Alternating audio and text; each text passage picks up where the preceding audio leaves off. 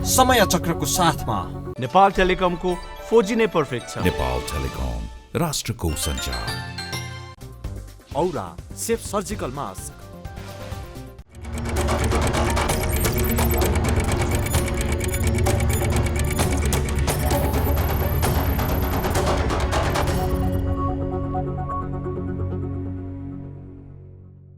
इमानदार, मेहनती र देशभक्तहरूलाई सम्मान गर्दै व्यतिथि, भ्रष्टाचार र अन्याय विरुद्ध हाम्रो निगरानी।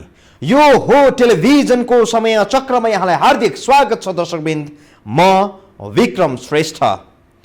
चिल्लो, फराकिलो र खुला राजमार्ग देखेपछि तीव्र गतिमा मोटरसाइकल, मोटर गाडीहरू हुइक्याउनेमा तपाईँ हामी पनि पर्छौँ होला। यदि यस्तै चाहना र आदत बसेको छ र तपाईँ कोटेश्वर कलङ्की सडक खण्डमा हुनुहुन्छ भने याद गर्नुहोला यही आदत तपाईँलाई चर्को पर्न सक्छ दर्शकवृन्द। पछिल्ला केही दिनमा सवारी दुर्घटनाले यो सडक खण्डमा भयावह रूप लिएको छ। आफू र आफ्ना आफन्तलाई खुसी भएको देख्न चाहनुहुन्छ भने यो सडकमा यात्रा गर्दा विशेष ध्यान पुर्याउनु होला दर्शकवृन्द, किनभने तपाईको ख्याल राखिदिने यो देशमा अरू कोही छैन। तपाईँ आफै सचेत हुनुपर्छ। हामी किन यसो भनिरहेका छौँ, बाँकी यो रिपोर्टमा हेर्नुहोस्। काठमाडौँका चिल्ला र सफा सडकमा बतासिएर गुडेका यी सवारी साधनहरू हेर्दा अरूलाई कस्तो लाग्छ थाहा छैन, तर यी सडकको छेउछाउमा बसोबास गर्नेहरू र व्यापार गर्नेहरू चाहिँ आज फेरि कस्तो दुर्घटना हुने हो र कसको ज्यान जाने हो भनेर चक्कमन्न भइरहन्छन्। रातो बत्ती बलेर केही बेर रोकिएका सवारीहरू हरियो बत्ती बल्ने बित्तिकै यसरी बतासिन्छन् मानौ उनीहरू सबै आपतकालीन काममा छन्। 2 पाङ्ग्रेदेखि 4 पाङ्ग्रे सवारी साधनहरूको स्पिड प्रतिस्पर्धात्मक लाग्छ। कोटेश्वर कलङ्की सडक खण्ड राजमार्ग नै हो। राजमार्गमा सवारीको गति तीव्र हुनु अनौठो मानिँदैन, तर यो घरा बस्ती बीच भएर जाने राजमार्ग हो र यति धेरै सवारीको चाप हुने सडकलाई आम राजमार्ग झैँ बुझ्नु गलत हुन्छ। 20 दिन यता काठमाडौँ उपत्यकामा सवारी दुर्घटनामा 8 जनाले ज्यान गुमाएका छन्। यो सडक खण्डमा बाटो काट्ने क्रममा मात्रै होइन, डिभाइडर वारी उभिएका मानिसहरू समेत अनियन्त्रित भएर चल्ने सवारी साधनको शिकार बनेका छन्। दुर्घटना देख्नेहरूको बयान सुन्दा जो कोहीको पनि मन खिन्न हुन्छ। एक दिन त यहाँबाट गाडी चढाएर तपाईँको माथि नै एकजना बच्चा, एकजना आइमाई यहीँ भित्र बस्ने दुईटैले मारिदियो। यो बाटो खास गरी यो पोर्ट चाहिँ जुन छ यो टर्निङ पोइन्ट, यहाँ दिनमा 4-5 वटा नर्मली एक्सिडेन्ट जहिले पनि हुन्छ। यहाँ पसल गर्दै 9 वर्ष भयो यो चौकमा बसेको। यहाँसम्म जो होस् 1 दिन 2 दिन बिहार दुर्घटना भएको छ। कति मान्छे मरि पनि सकियो। चिल्ला र सफा सडक अनाहकमा ज्यान गुमाउनु पर्ने स्थल बनिरहेका छन्। करोडौं खर्चेर आकर्षक सडक त बनाइए, केही लाख खर्च गरेर सडक सुरक्षित बनाउने विधि अपनाइएको छैन।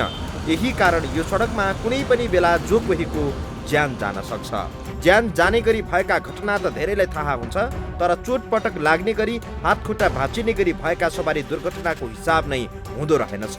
स्थानीयहरू भन्छन् दुर्घटना नभएको त दिनै छैन। एक दिन त तीनटै जुधेको, 3टै गाडी जुध्यो।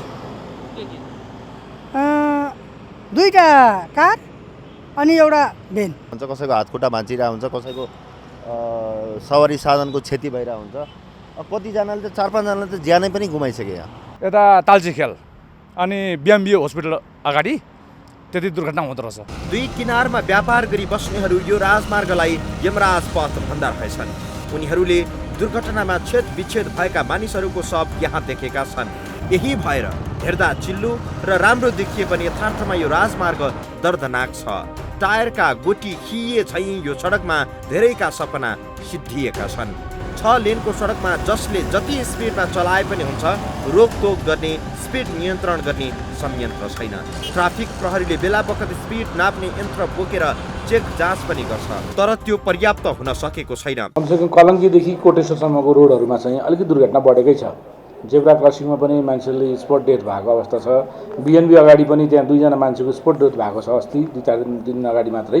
र अहिले हामीले के गरेका छौँ भने हामीसँग स्टेक होल्डरहरूसँग जस्तो काठमाडौँ महानगरपालिका यातायात कार्यालय होइन सडक कार्यालय सडक डिभिजनको कार्यालय यी सबैसँग समन्वय गरेका छौँ र प्रहरी प्रधान कार्यालयलाई पनि हामीले यो समन्वय गरेको कुरा बारम्बार हामीले अनुरोध गरिरहेछौँ। राति पर्याप्त प्रकाश दिने बिजुली बत्ती छैनन्, पैदल यात्रुका लागि आकाशे पुल छैनन्, भएका आकाशे पुल पनि उति प्रयोगमा आएका छैनन्। राजमार्गमा जेब्रा क्रसिङ खासै देखिन्न। सवारी साधनहरूको स्पिड हेर्दा यहाँ जेब्रा क्रसिङबाट बाटो काट्नु पनि जोखिम रहित छैन। ट्राफिक प्रहरीहरूले नै भनिरहेका छन् जेब्रा क्रसिङ पनि सुरक्षित छैन, यहाँ पनि दुर्घटना भएका छन्, मानिसले ज्यान गुमाएका छन्। 6 लेनको सडक ठुला ठुला सवारीले भरिन्छन्, पैदल यात्रु वा बाटो काट्नेहरूले सडकको कति पनि क्षेत्र ओगटेका हुँदैनन्, तर तिनै पैदल यात्रु राजमार्गमा असुरक्षित बनेका छन्। लापरवाही र ट्राफिक नियमको पालना नगर्ने अटेरी चालकका कारण जो कोही पनि दुर्घटनामा पर्न सक्छ। यो सडक खण्डमा दुर्घटना हुँदा मानिसको क्षत विक्षत शरीर देखेकाहरूले हामीलाई जे सुनाएका छन् त्यो त हामी यहाँ भन्न सक्दैनौँ। शरीरका भित्री अङ्गहरू सडकमा असरल्ल भएको देखेपछि देख्नेहरूको मानसिकता कस्तो होला? दुर्घटनाको शिकार भएका मानिसहरूको घर परिवारमा कस्तो वज्रपात पर्यो होला? कल्पना गरौँ त। दुर्घटना रोक्न सरकारले यस्तो किन गर्दैन, उस्तो किन गर्दैन भनेर पनि नसोच्नुहोला, किनभने हाम्रो देशको सरकार केमा व्यस्त छ तपाईँ हामीले देखे बुझेकै विषय हो। थप प्रसङ्गसहित हामी जोडिनेछौँ यो ब्रेकपछि।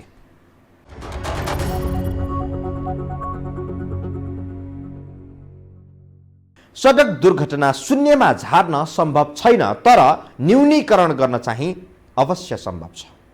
दुनियाँमा धेरै सडक राजमार्गमा दुर्घटनाको दर उपल्लो स्तरमा पुगेर तल्लो स्तरमा झरेका अनगिन्ती उदाहरणहरू छन्। काठमाडौँका भिडभाड हुने व्यस्त सडकमा भन्दा खुला राजमार्गमा दुर्घटना बढी हुन्छ र त्यस्तो दुर्घटना ज्यानै लिने हदको पनि हुन्छ।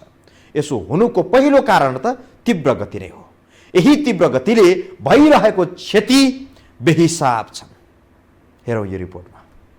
पछिल्ला दिनहरूमा काठमाडौँमा सवारी दुर्घटनाका घटनाहरू वृद्धि भएका छन्। सवारी दुर्घटनामा ज्यान गुमाउनेमा पैदल यात्रु बढी छन्। पछिल्ला दुर्घटनाहरूले राजधानी काठमाडौँमा पैदल यात्री बढी जोखिममा रहेको देखाउँछ। पछिल्लो 3 हप्ता यता काठमाडौँ उपत्यकामा सवारी साधनको ठक्करबाट 8 जना पैदल यात्रीको ज्यान गएको छ। तीमध्ये पछिल्लो घटना काठमाडौँको चन्द्रगिरी नगरपालिका वडा नम्बर 12 स्थित गुर्जुधारामा भएको छ। पौष 16 गते राति करिब 10 बजे बाटो काट्दै गरेका 2 जना पैदल यात्रुलाई टिप्परले ठक्कर दिएको थियो। टिप्परले ठक्कर दिएका उनीहरूले अनाहकमा ज्यान गुमाउन पर्यो। ज्यान गुमाउनेमा धादिङको गल्छीका अभय लामा र चितवन घर भई गुर्जुधारामै बस्ने सुभाष गमाल रहेको प्रहरीको भनाइ छ। यस्तै गुर्जुधारामा 2 पैदल यात्रुले ज्यान गुमाउनु अघि केही दिन अघि मात्रै ललितपुरको ग्वारको स्थित बीएनबी अस्पताल अघि सोही प्रकृतिको दुर्घटना भएको थियो। बाटो काट्ने क्रममा ललितपुरको ग्वारकोमा टाटा सुमोको ठक्करबाट 2 जना पैदल यात्रुको ज्यान गयो। अब कम्पनीको हो कि के को हो, यति स्पिडमा आउँछ उनीहरू कि फेरि शनिबार मात्रै हो, यति स्पिडमा आउँछ कि तिनीहरूको अगाडि पर्यो भने त एउटा हड्डी पनि भेट्दैन। अर्को कुरा तपाईँको चाहिँ धेरै नै स्पिडले गर्दाखेरि पनि भएको हो। स्पिड धेरै आफ्नो हतार गर्ने मात्रै धेरै भएर पनि भएको हो। अब जस्तै अब 40-50ले हान्नुपर्ने 90-100को स्पिडमा हान्छन्। ज्यान गुमाउनेहरू अस्पतालकै कर्मचारी रहेको प्रहरीले जानकारी दिएको छ। उनीहरूले बाटो काटिरहेका बेला टाटा सुमोले ठक्कर दिएको थियो। नजिकै आकाशे पुल भए पनि पुल अँध्यारो भएका कारण उनीहरूले व्यस्त सडकबाटै बाटो पार गर्ने प्रयास गरेका थिए। सोही क्रममा गाडीले ठक्कर दिएर उनीहरूको ज्यान गुम्यो। त्यस्तै भक्तपुरमा पनि सवारी साधनको ठक्करबाट 1 जनाले ज्यान गुमाएका छन्। अन्य स्थानमा भएको सवारी दुर्घटना समेत गरी उपत्यकामा पछिल्ला 3 हप्तामै काठमाडौँ उपत्यकामा 10 जना पैदल यात्रुले सवारी दुर्घटनामा ज्यान गुमाएका छन्। धेरै जसो सवारी दुर्घटना विस्तारित चक्रपथको कोटेश्वर कलङ्की खण्डमा हुने गरेका छन्। यही बिचमा यातायात कार्यालय सडक विभागसँग र काठमाडौँ महानगरपालिकालाई पटक पत्रचार गरेका छौँ। अब होला उहाँहरूको अलिकति ढिलो होला, तर उहाँहरूसँग हामीले अनुरोध गर्दै गरेका छौँ र के हुनसक्छ कताबाट हुनसक्छ हामीले यसलाई व्यवस्थापन गरेर दुर्घटना घटाउनेतर्फ हामीले पहल गरेका छौँ। कोटेश्वर कलङ्की खण्ड चिनिया डिजाइनमा तयार पारिएको सडक हो। सडक खण्डमा आकाशे पुलको संख्या कम भएको, जेब्रा क्रस समेत पर्याप्त नभएको र दुर्घटनाको जोखिम समेत रहेको भन्दै आलोचना पनि भएको थियो। त्यसपछि विभिन्न स्थानमा जेब्रा क्रसिङ पनि राखिएको थियो। नेपाल सरकार आफैले विभिन्न स्थानमा आकाशे पुल समेत निर्माण गरेको छ। आकाशे पुल निर्माणपछि पनि सवारी दुर्घटनाको क्रम नरोकिएको ट्राफिक प्रहरीको भनाइ छ। खास गरी रातको समयमा बढी सवारी दुर्घटना हुने गरेका छन्। कतिपय अवस्थामा जेब्रा क्रसमै पनि सवारी साधनले ठक्कर दिएर पैदल यात्रुको ज्यान गएको ट्राफिक प्रहरीको भनाइ छ। फराकिलो सडक, तीव्र गति र पैदल यात्रुले पनि जहाँ पायो त्यहीँबाट बाटो काट्दा दुर्घटना हुने गरेको छ। जेब्रा क्रसमा पर्याप्त प्रकाशको अभाव हुँदा तीव्र गतिमा आउने सवारी साधनका चालकले बाटो काट्दै गरेका यात्रु परैबाट देख्न नसक्दा दुर्घटना हुने गरेको ट्राफिक प्रहरीको बुझाइ छ। उहाँहरूसँग चाहिँ उहाँहरूको के कारण नपुगेर उहाँहरूले उचित लाइटको व्यवस्था गरिदिनु भएको छैन। रातिमा मान्छेहरू एक त हामीले रेलिङ राख्ने भनेका छौँ, रेलिङ पनि छैन, जहाँ त्यहीँबाट बाटो काट्ने भए राति टल्किने लुगा मान्छेले नलाउने, लाइट पनि नपुग्ने हुँदा गाडी स्पिडमा आउँछ, मान्छे देख्दैन, हानिदिन्छ, स्पोट डेथ हुने अवस्था भएको। सवारी दुर्घटना न्यूनीकरणका लागि आकाशे पुल, जेब्रा क्रसमा बत्ती राख्ने, जहाँ पायो त्यहीँबाट बाटो काट्नेहरूलाई रोक्न रेलिङ राख्न पहल भइरहेको अधिकारीहरूले जानकारी दिएका छन्। सवारी दुर्घटना रोक्न उपत्यकाका स्थानीय सरकार, सडक विभाग र विभिन्न सङ्घ संस्थाहरूसँग सहकार्य भइरहेको जनाइएको छ। गृहमन्त्री नै डिभाइडर नागेर सडक क्रस गर्छन् भने हामीले किन ट्राफिक नियम पालना गरिरहनु पर्यो भन्ने पनि लाग्न सक्छ। एक कम्युनिस्ट नेता नेपालमा पटक पटक गृहमन्त्री भएका छन्। उनी पछिल्लो पटक गृहमन्त्री हुँदा डिभाइडर नागेर बाटो काटेको फोटो भाइरल पनि भएको थियो केही वर्ष पहिले। भाइरल फोटो हेरेर ठुला बडाको सिको गर्ने भुल तपाईँ हामीले गर्नुहुन्न, किनभने हाम्रो जस्तो देशमा ऐन भनेको सानालाई लाग्ने हो, ठुलाका लागि त चैन नै चैन छ। थप प्रसङ्गसहित हामी जोड्छौँ यो ब्रेकपछि।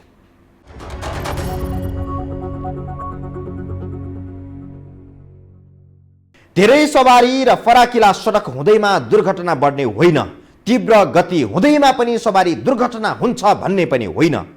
सवारी चलाउने नियम, सडकको अवस्था, सवारी साधनको अवस्था, चालकको अवस्था आदि इत्यादिले दुर्घटनाको दर तय हुन्छ। सबै ठिकठाक हुँदा दुर्घटना हुने सम्भावना न्यून हुन्छ। सडकमा सवारी चलाउने आफ्नै नियम हुन्छ, त्यो नियम सबैले पालना गर्ने हो भने धेरै जसो दुर्घटनाबाट जोगिन सकिन्छ। तर सबैलाई नियम पालना कसले गराउने? यो रिपोर्टमा हेरौँ। प्रत्येक 1 लाख जनसङ्ख्या मध्ये वर्षभरि जतिको ज्यान जान्छ तीमध्ये 16 जनाको ज्यान सवारी दुर्घटनामा परेर गएको हुन्छ। सवारी दुर्घटनाको दर्दनाक स्थिति यही तथ्याङ्कबाट स्पष्ट हुन्छ। सडक दुर्घटनाकै कारण हुने क्षतिलाई कुल ग्रास्त उत्पादनमा लगेर तुलना गर्ने हो भने यही कारण वर्षेनी 0.8% क्षति भएको छ। फराकिला सडक र धेरै सवारी साधन हुँदैमा सवारी दुर्घटना बढ्ने होइन। यदि यस्तो हुन्थ्यो भने संसारका विकसित मुलुकहरूमा सबैभन्दा बढी सवारी दुर्घटना र सबैभन्दा बढी मानिसको ज्यान जानुपर्ने हो। तर सवारी दुर्घटनामा मृत्यु हुने मध्ये 27% दक्षिण एसियामै छन्। जबकि दक्षिण एसियामा सबैभन्दा बढी मोटर श्रीलङ्कामा प्रयोग हुन्छ, त्यहाँ प्रति 1000 जनसङ्ख्याको 70 मोटर उपयोग हुन्छ। धेरै मोटर उत्पादन गर्ने भए पनि भारतमा प्रति 1000 जनसङ्ख्याका लागि 41 वटा मोटर मात्र उपलब्ध हुन्छ। यसको ठिक विपरीत अमेरिकामा 1000 मध्ये 838 जनासँग आफ्नै मोटर हुन्छ। जापानमा 1000 मध्ये 649 व्यक्तिले मोटर चढ्छन्। नेपालमा 1000 को भागमा 5 वटा मोटर पर्छ। तथ्याङ्कमै जाँदा पनि सबैभन्दा बढी मोटर हुने देशमा सबैभन्दा बढी दुर्घटना हुनुपर्ने हो। विकसित मुलुकका मानिसहरूसँग मोटर पनि छ, फराकिला सडकहरू पनि छन्, तर सवारी दुर्घटनामा चाहिँ हाम्रै जस्तो देशका मानिसहरू बढी मर्छन्। यद्यपि दुर्घटना त घटेकै छन्, सामान्य दुर्घटनाहरू त भएकै छन्, मान्छेहरूको ज्यान पनि गएको अवस्था छ। यसका धेरै कारणहरू छन्। विज्ञहरूले ट्राफिक नियम पालना नहुनु, सडक राम्रो अवस्थामा नहुनु, मोटरहरू पनि धेरै पुराना हुनु, क्षमताभन्दा बढी यात्रु राखिनु आदि औल्याउने गरेका छन्। यी सबै समस्याहरू व्यवस्थापन वा सुधार गर्न सकिने खालका छन्। कुनै पनि कारणहरू भूकम्प वा आँधी बेहेरी जस्ता रोक्न नसकिने खालका छैनन्। काठमाडौँमा अत्याधिक सवारी साधनहरूको चाप छ र त्योमाथि पनि त्यसलाई रेगुलर गर्न नसक्दाखेरि त असर रहने भइहाल्यो। काठमाडौँमा अहिले एकाएक यो राजनीतिक घटनाक्रमले गर्दा धेरै जुलुसहरू, धेरै विरोध जुलुसहरूदेखि र समर्थनका जुलुसहरू, आफ्नै पक्षका जुलुसले गर्दा ट्राफिक व्यवस्थापनमा गाह्रो परेको छ। तर पनि नेपालमा सवारी दुर्घटना भयावह नै छ। सवारी दुर्घटना बढ्दै जाँदा नियन्त्रण कसरी गर्ने भन्ने विषयमा विभिन्न देशका सरकारहरूले रणनीति कार्यक्रमहरू बनाउँछन्। ती कार्यक्रमहरू सफल भएनन् भनेर गम्भीर समीक्षा गर्छन्। सवारी दुर्घटनाका कारणहरू खोजेर तत्काल रोक्ने उपायहरू गर्छन्। तर नेपालमा बन्ने प्रत्येक सरकारहरूले के गर्छन् वा गरिरहेका छन् भन्ने उल्लेख गरिरहनु पर्दैन। नेपालमा कुनै पनि यातायात मन्त्रीले सवारी दुर्घटनाको दर यति उति प्रतिशतले घटाउँछु भनेको सुनिएको छैन।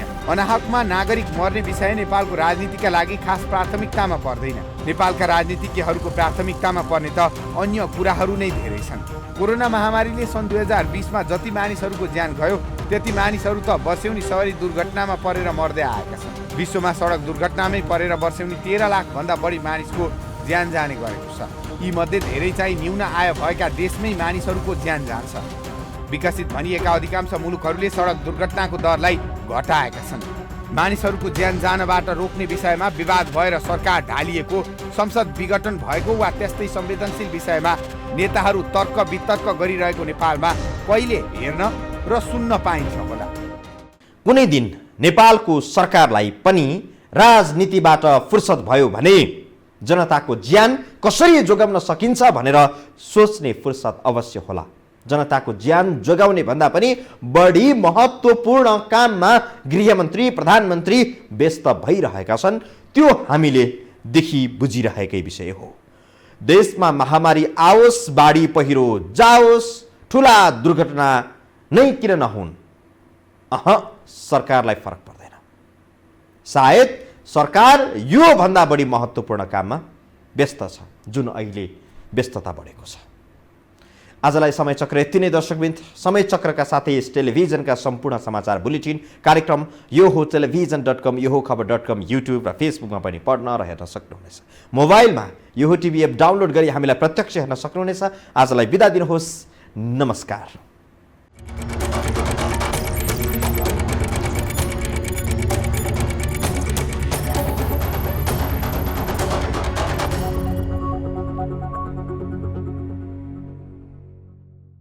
समय चक्रको साथमा नेपाल टेलिकमको 4G नै पर्फेक्ट छ। नेपाल टेलिकम, राष्ट्रको सञ्चार। औरा सेफ सर्जिकल मास्क।